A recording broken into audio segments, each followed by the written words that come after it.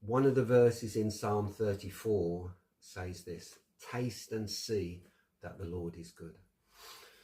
When God is speaking to us, and I trust God is speaking to some of you, it's never a step into the dark, right? Coming to know God, sensing God speaking to us, and then making a step of faith, it's not a step in the dark, it's not blind faith. It makes far more sense to believe the probability there is a God than there isn't. The evidence is far more likely. Where did everything come from? Right, it's far more likely.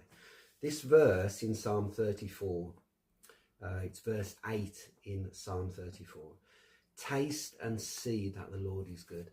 Now, this is the psalmist under the inspiration of God talking about food, and the thinking of it is try something that you've not tried before. We've all been to restaurants, and if you're anything like me, you're a bit of a bird of habit, you know, and it's quite easy just to keep on having what we're safe with, what we know we like. But as time goes on, and God is using this analogy, taste and see, he's using it to try and prompt us to try something different, because God knows what we're like as people. And we invariably, most of us, we like to play it safe. We're a bit risk averse, right? It's very common. It's a human trait of our human nature. So God is saying, taste and see, try something new. And of course, he's talking about himself.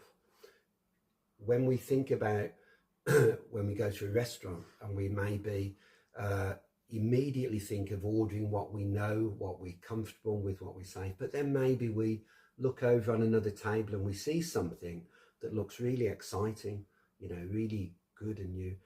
God's saying, try me, try something new. And the only way that you're going to find out in the end is to make a step, take a step of faith and try something new. So don't be afraid, God says to you, says to me, even when we become Christians, God is continually saying to us, seek me. You know, don't settle down. Don't get comfortable, because once you get comfortable with something for too long, stagnation comes in, religion comes in. That's not what we want. But the initial step, the initial making contact with our Creator. We're not talking about aliens. Who wants to make contact with aliens? No, this is something far more exciting, far more real. Connect with your Maker. Taste, step out.